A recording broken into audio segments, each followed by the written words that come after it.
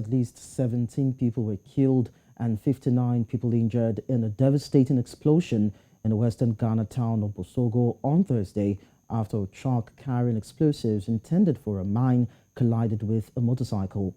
The blast left a huge crater and reduced dozens of buildings to dust-covered piles of wood and metal in Apiate, near the city of Bogoso, some 300 kilometers west of the mineral-rich West African country's capital, Accra. Verified footage showed locals rushing towards a raging fire and rising plumes of black smoke to inspect the damage, while rescue workers waded through the rubble to find survivors caught in the devastation and retrieve lifeless bodies. I am now being joined on the news by a researcher in peace and security, Ernest Lartey, to talk about this latest development. Hello, Mr. Lartey. Hello, good afternoon. Good afternoon to you. Now, not a good story coming out from Ghana at this particular time with the report of the blast, which has actually left 17 people dead and 54 injured. Now, the question is, could this have been avoided? And what can be done to prevent a recurrence? Well, thank you very much for the opportunity. You are right, it's not a good story at all. But as you have mentioned, could this have been avoided? The investigations have commenced, and so we don't know exactly what caused the incident. I think it is only when we have had the conclusion of the investigation that we'll know whether it was something that could have been avoided. But let me say that yes, indeed, it could have been avoided because, as you know, we seem to have taken our road safety procedures for granted for quite some time now. Ghana has been one of the worst performers when it comes to road safety. And so coupled with the fact that you have explosives that are being transported and the likelihood that safety regulations or procedures were not followed could have accounted for this. So yes, indeed, it could have been avoided. Well, talking about safety on the roads, talking about safety of lives and property. Now, this incident has shown that explosives for mines are not safe to be transported by road. What alternative would you suggest that they employ?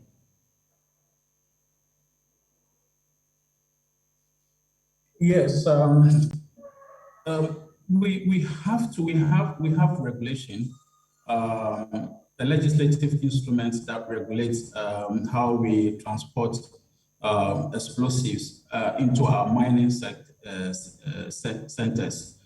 And we have to, the investigation would have to show to us whether indeed these procedures were followed. But I should suggest that this should lead to a serious reform, looking at the fact that Ghana has been a major mining country for quite some time, and we keep discovering new mining sites.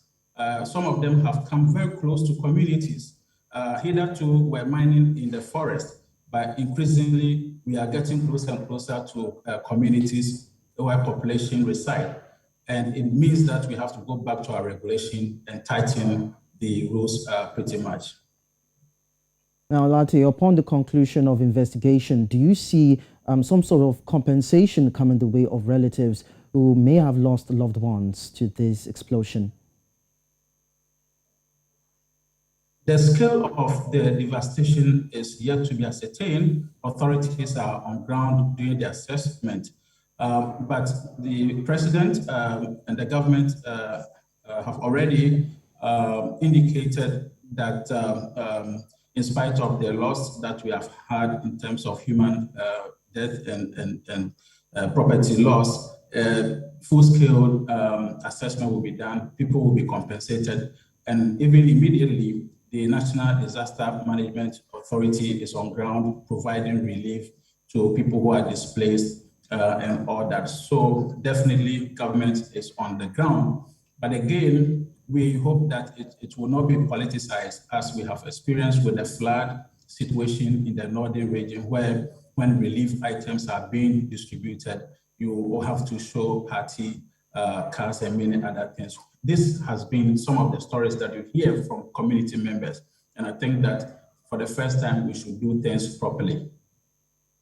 Finally, Lartey, no doubt that investigations have commenced, but then the president, that is Nana Akufo-Addo, tweeted of the occurrence. Would you suggest that there should be some sort of sanctions being leveled against the company if they are found culpable of this particular occurrence? Of course. I think for the first time, we have to crack the whip and begin to do the proper things in the country. And this, I think, even though as unfortunate as the situation is, should be a big lesson. So whoever is found culpable should face the law. It doesn't matter whether you're a minister, or a public officer, a company, or a driver, or a transport company. I think for the first time, we need to have justice applied fairly. Thank you so much, Ernest Lartey, for joining us on the news.